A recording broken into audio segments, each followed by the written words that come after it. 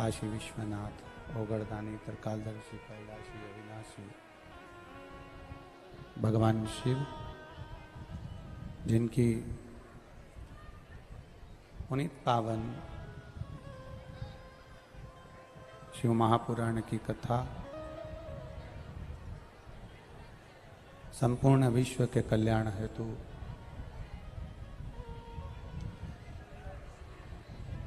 बाबा देवादिदेव महादेव की कृपा से आप और हमको श्रवण करने का सौभाग्य प्राप्त हुआ है।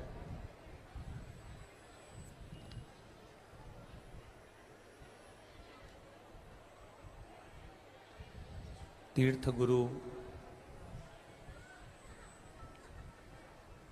पुष्कर राज जी की पावन धरा पर भगवान शिव की कृपा से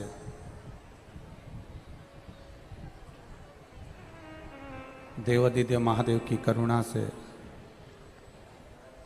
श्री ब्रह्मा शिव महापुराण की कथा श्री कैलाश जी खंडेलवाल, श्रीमती चंद्रकांता जी खंडेलवाल, श्री अमित कुमार जी गुप्ता, श्रीमती कीर्ति ममोड़िया, राकेश जी खंडेलवाल, श्रीमती मोनिका जी खंडेलवाल द्वारा ये पावन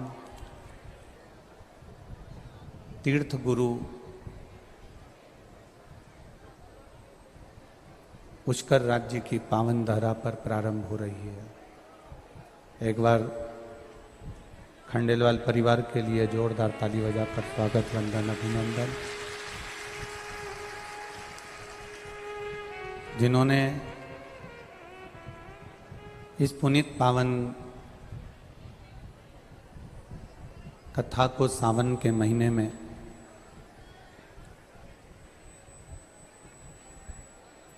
आप और हमको श्रवण कराने का सौभाग्य मिला है।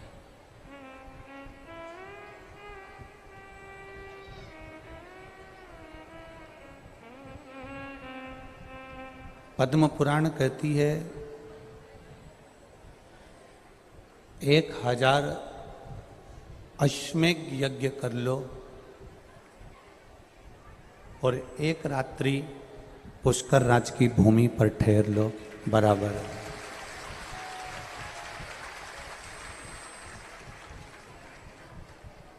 अगर कोई जिंदगी में आने के बाद अगर 1000 अश्वमेध यज्ञ भी नहीं कर पाता, पृथ्वी पर आने के बाद में अगर मान लो कि हमने 1000 अश्वमेध यज्ञ नहीं करे, 1000 अश्वमेध यज्ञ को हम नहीं कर पाए, तो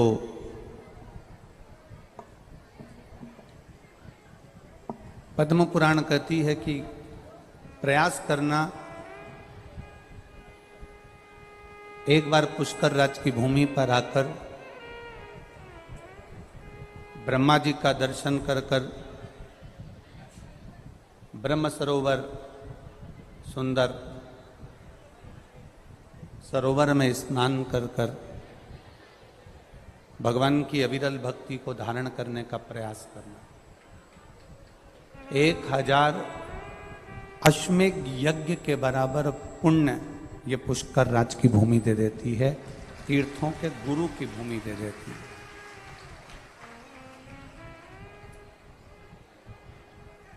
वो तो कहीं आपके और हमारे पुण्य हुए होंगे, जो ये खंडेलवाल परिवार ने ये कथा श्री कैलाश जी खंडेलवाल और उनके परिवार द्वारा ये कथा का आयोजन रखा गया।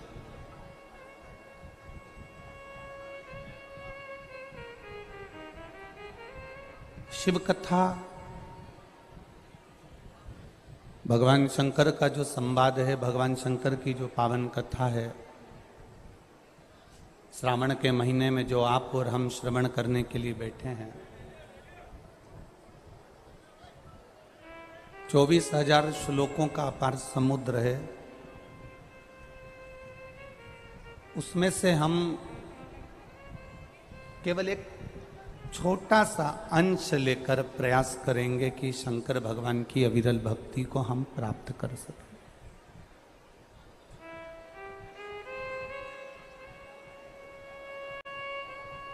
अगर एक क्षण की भी कथा आपने अपनी जिंदगी में शिव महापुराण की अगर ये सुनी है, और वो भी श्रावण का महीना, और श्रावण के महीने के साथ में पुष्कर राज की भूमि,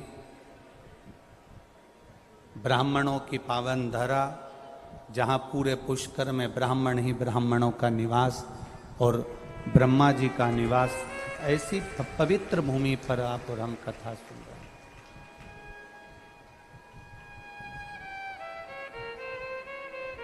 प्रयास करना जितना समय मिले उस समय में श्री ब्रह्मा जी का दर्शन करना, पुष्कर जी का स्नान करना, तीनों पुष्करणी का बड़े प्रेम से स्नान कर कर अपने जीवन को धन्य बनाना।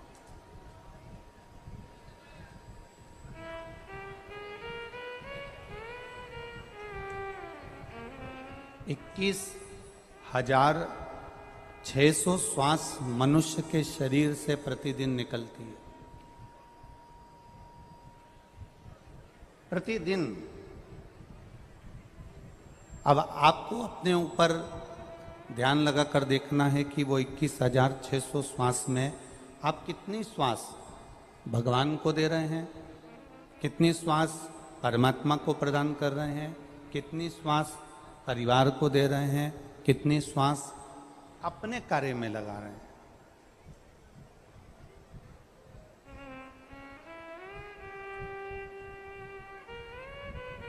₹100 देकर माँ अपने बेटे को दुकान पर भेजती है और सर्फ की थैली बुलवाती है। ₹100 देकर माँ ने बच्चे से कहा कि इसमें बिस्कुट का पुड़ा लिया ना, सर्फ की थैली लिया ना और एक साबुन लिया। और बच्चा सर्फ की थैली लाया, साबुन लाया, बिस्कुट का पुड़ा लेकर आया। और बच्चा जब सर्फ की थैली, बिस्कुट का पुड़ा और साबुन लेकर जब आ जाता है, जब आता है, तब माँ उस बच्चे से हिसाब करती है कि तूने कितने का बिस्कुट का पुड़ा लेकर आया, कितने की सर्फ की थैली लेकर आया और कितने का तू साबुन लेकर आया। जरा विचार करिएगा, माँ अपने बेटे से जब ₹100 का हिसाब ले सकती है, तो वो परमात्मा भी तुम्हारे जाते से ही 100 साल का हिसाब लेता है कि तुमने मृत्यु लोक में जाकर कर। पृथ्वी पर जाकर हमने किया क्या, भूमि पर जाकर हमने करा क्या, भगवान का नाम कितना लिया, भगवत स्मरण कितना किया, भगवत भजन कितना किया, भगवत नाम कीर्तन कितने किया।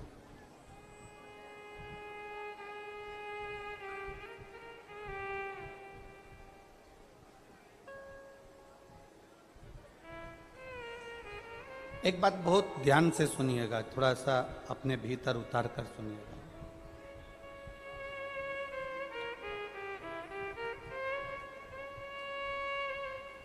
अपनी जिंदगी में उतारिएगा ये चीज।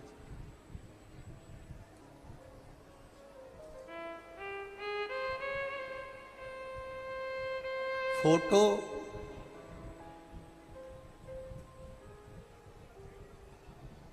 तस्वीर मोबाइल पर, स्टेटस पर, व्हाट्सएप पर उसी की लगाना चाहिए। तस्वीर अपने मोबाइल पर उसकी लगाओ जिसने तुम्हारी तकदीर बदल दी हो। आड़ी टेढ़ी तस्वीर लगाने से काम नहीं चलता।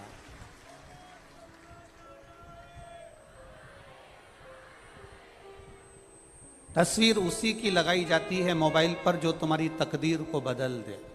उसी तरह अपनी चित्तवृत्ति में, अपने मन में, अपने विचारों में, अपनी सोच में, अपनी बुद्धि में उसकी शरणागति ग्रहण करो जो तुम्हारी तकदीर को बदलने का सामर्थ्य रखता है, और वो कोई दूसरा नहीं हो सकता, वो केवल देव अधिदेव महादेव ही हो सकता है, दूसरा हो ही नहीं सकता। अकाल मृत्यु वो मरे जो काम करे चंडाल का, और काल उसका क्या बिगाड़े जो भक्त हो महाकाल का। जो शिव की आराधना करने वाला है, जो शंकर की आराधना करने वाला है, जो शिव तत्व में डूबने वाला है, जो शंकर भगवान की शरणागति को ग्रहण करने वाला है, वो संसार सागर में कभी डूबता ही नहीं है।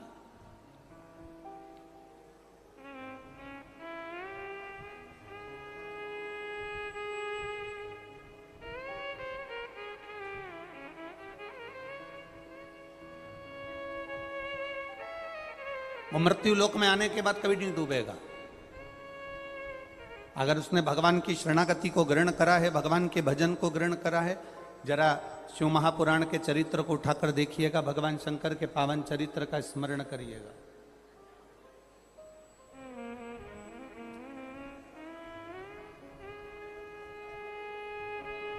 ब्रह्मा जी ने भगवान विष्णु से प्रश्न किया है, मैं आपकी नाभि से प्रकट हुआ हूं, आप मेरे पिता हो।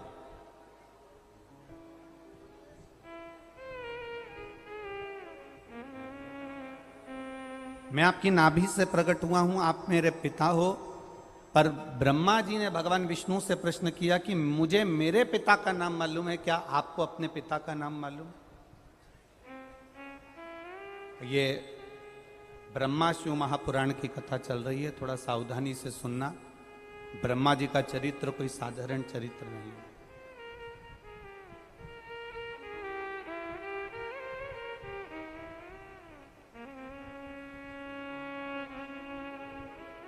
एक जरा सा आप कथा में सुनेंगे, ब्रह्मा जी का सिर कट गया था, और सिर कटने के बाद ब्रह्मा जी के केवल 4 मुख रह गए, और वो 4 मुख रखने के बाद ब्रह्मा जी की चित्तवृत्ति में आनंद की अनुभूति नहीं हुई।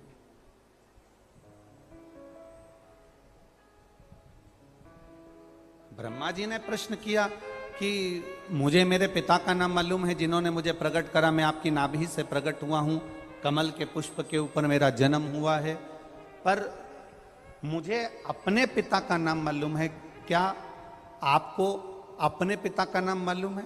भगवान विष्णु से पूछ रहे हैं, तो भगवान नारायण के मुख से सरल भाषा में निकल गया कि मेरे पिता तो देव अधिदेव महादेव, कोई दूसरा मेरा पिता है ही नहीं।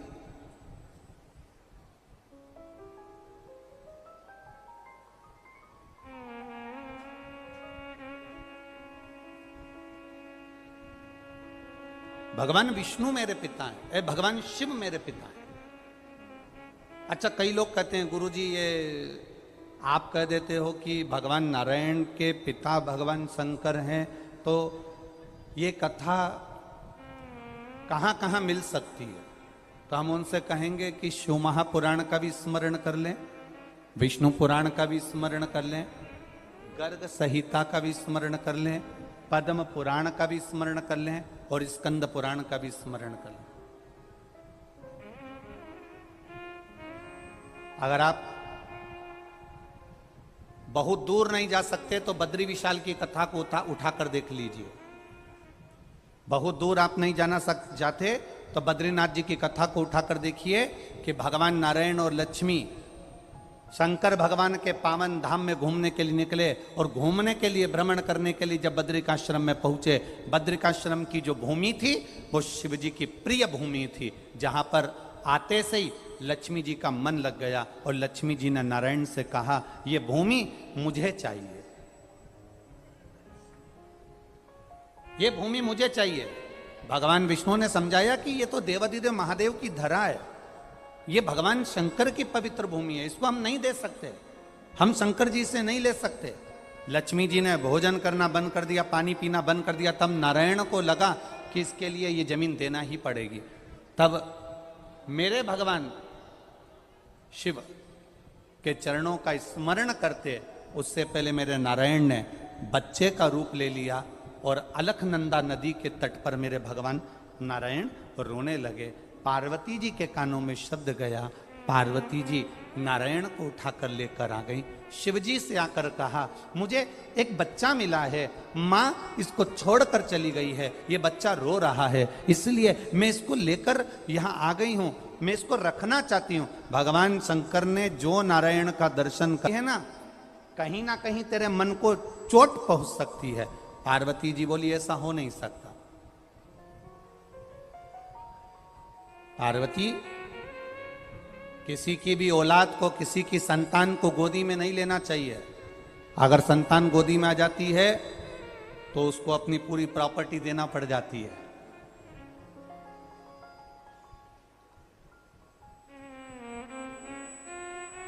अगर संतान गोदी में आई है ना तो उसकी पूरी प्रॉपर्टी तुम्हें देना पड़ेगी।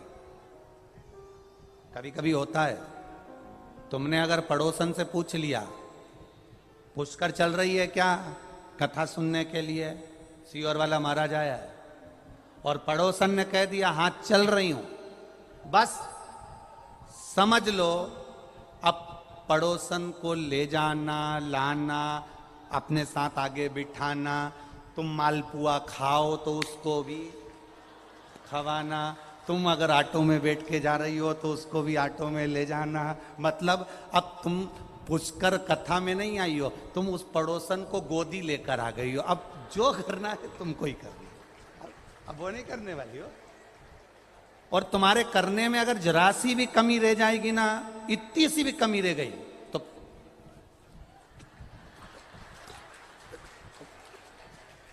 अब तुम बैठी यहां, वो बैठी वहां, और वहीं से तुमने उसको जो देखा,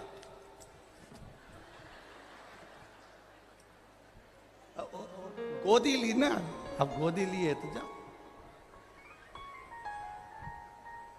अब गोदी लिया है तो अब भगवान कह रहे हैं कि किसी की संतान को गोदी नहीं लेना। नहीं नहीं नहीं, नहीं। मैंने तो गोदी ले लिया।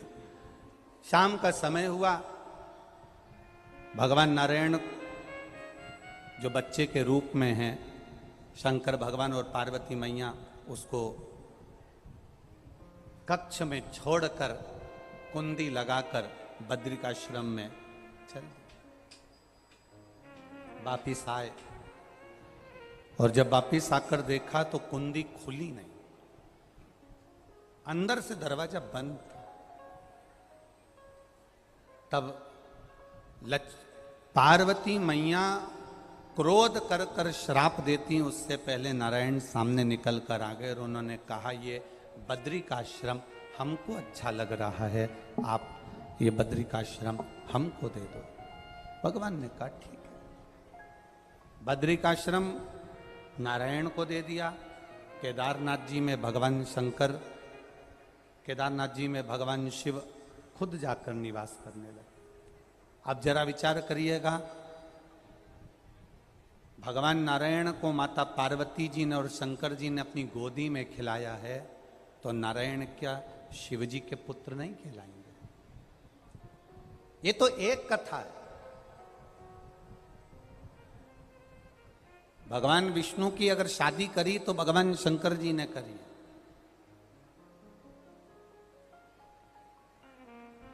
भगवान नारायण का अगर लक्ष्मी जी से मंगल विवाह करा तो शिव जी ने करा है। ये सहजता नहीं है महाराज भगवान। अब ब्रह्मा जी ने कह दिया कि तुम्हारे पिता का नाम क्या है, भगवान विष्णु ने अपने मुख से कह दिया मेरे पिता का नाम तो देवाधिदेव महादेव। बहुत बहुत सावधानी की कथा है। कितनी सुंदर बात भगवान विष्णु ने कही कि मेरे पिता भगवान देवाधिदेव महादेव। हमारे जैसी मूर्खता कभी देवता नहीं करे। हम जब भी नाम लेते हैं तो अपना खुद का लेते हैं, अपने परिवार का लेते हैं। ये प्रॉपर्टी किसकी है? तो कहा मेरी है। हमारे पिताजी की प्रॉपर्टी है, हमारे दादाजी की प्रॉपर्टी है। दुकान किसकी है? हमारे दादाजी की। मकान किसका है? हमारे दादाजी का। घर किसका है? हमारे काका जी का था, दादाजी का था, दादाजी से हमको मिला, हमारे पति को मिला, ऐसे मिलते मिलते गया।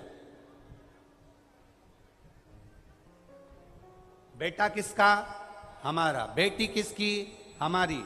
परिवार किसका? हमारा। ये हमारी मूर्खता है। कभी सीखना तो महादेव से और भगवान विष्णु की कथा से सीखना। ब्रह्मा जी ने भगवान नारायण से पूछा